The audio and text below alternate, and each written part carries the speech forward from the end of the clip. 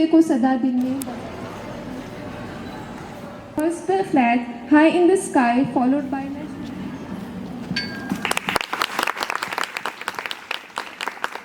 भारत भाग्य विधाता, Punjab Sindh Gujarat Maratha.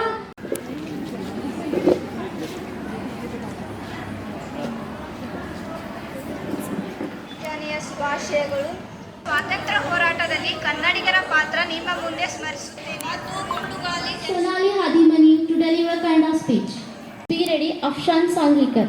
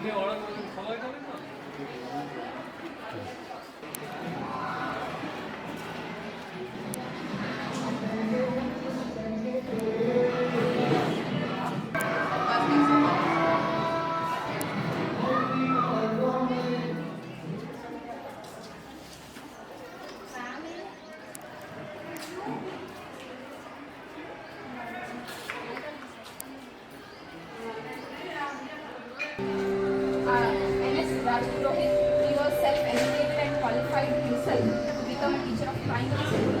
When he became a teacher, he fought against the Britishers. He was involved in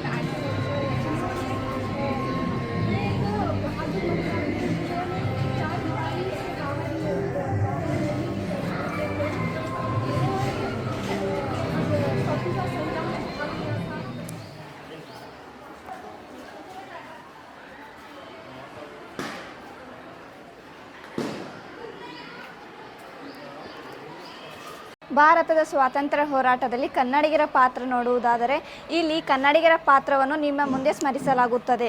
ಫಸ್ಟ್ನೇದಾಗಿ Kittur Rani Chennamma. Kittur Rani Chennamma ಅಂದರೆ ನಮಗೆಲ್ಲ ನೆನಪಾಗುವುದು ಕಿತ್ತೂರು ಬಂಡಾಯ.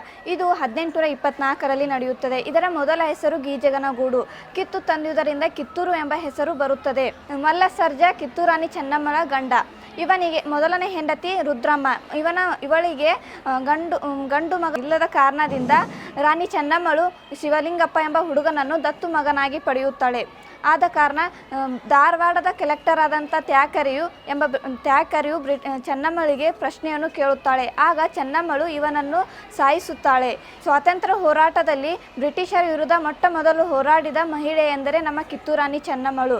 ನಂತರ ಚಾಪ್ಲರ್ ಕಿತ್ತೂರಿನ ಮೇಲೆ ದಂಡೆ ಏಳುತ್ತಾನೆ. ಇವನಿಗೆ ಮಲ್ಲಪ್ಪ ಶೆಟ್ಟಿ ಮತ್ತು ವೆಂಕಟಗೌಡ ಇವರಿಬ್ಬರು ಸಹಾಯವನ್ನು ಮಾಡುತ್ತಾರೆ. ಆದ ಕಾರಣ ರಾಣಿ ಚೆನ್ನಮ್ಮಳು 1829 ಫೆಬ್ರವರಿ 2 ಬೈಲಹೊಂಗಲದಲ್ಲಿ ಸೆರೆಮನೆಯಲ್ಲಿ ಇಡುತ್ತಾರೆ. ಇಲ್ಲಿ ನಮ್ಮವರೇ ನಮಗೆ ಮೋಸ ಮಾಡಿದ್ದನ್ನು ನೋಡುತ್ತೇವೆ. ಆದರೆ ನಮ್ಮ ಕನ್ನಡಿಗರು ಬ್ರಿಟಿಷರ ವಿರುದ್ಧ ಹೋರಾಡಬೇಕಾದರೆ ಸೋತಿದ್ದೂ ಅಲ್ಲ. ನಂತರ ಸಂಗೊಳ್ಳಿ ರಾಯಣ್ಣನು ಯುದ್ಧವನ್ನು ಮುಂದುವರಿಸುತ್ತಾನೆ. ರಾಣಿ ಚೆನ್ನಮ್ಮಳ ಬಲಗೈ ಬಂಟನಾಗಿರುತ್ತಾನೆ. ಇವನು ನಂದಿಧ್ವಜವನ್ನು ಕಿತ್ತೂರಿನ ಕೋಟೆ ಮೇಲೆ ನೆಡಲು ಮುಂದಾಗುತ್ತಾನೆ. ಆದರೆ ಇವನ ಮೇಲೆ ಬ್ರಿಟಿಷರು ಇಲ್ಲಸಲ್ಲದನ ಆರೋಪವನ್ನು ಹೇರಿ 1831 ಜನವರಿ 26 ಬೆಳಗಾವಿ ಜಿಲ್ಲೆಯ ಖಾನಾಪುರ ತಾಲೂಕಿನ ನಂದಗಡದಲ್ಲಿ ಆಲದ ಮರದ ಕೆಳಗೆ ನೇಣುಗಂಬಕ್ಕೆ ಏರಿಸುತ್ತಾರೆ.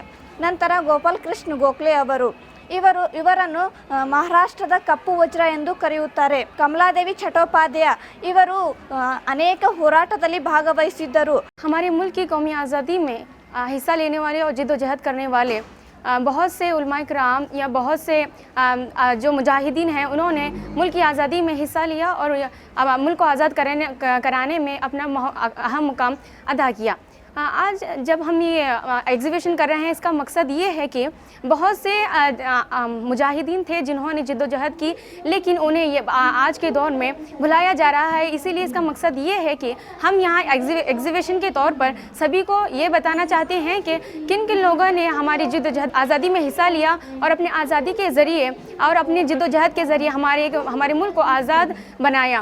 और इसी तरह मैं कहना चाहती हूँ कि हमारे मुल्क की जो आज़ादी है उनमें औरतों का मुकाम भी बहुत अहम है, जिनमें कित्तूर रानी चन्नम्मा, रानी अब्बक्का और उनके ओबव्वा और रज़िया से बहुत से ऐसे मुजाहिदीन हैं, बहुत से ऐसे औरतें हैं जिन्होंने मुल्क की आज़ादी में अपना डाला और एक बेहतरीन आज़ादी हमें दी, जहाँ पर हम आज एक बेहतरीन और पुरसुकून ज़िंदगी गुजार रहे हैं।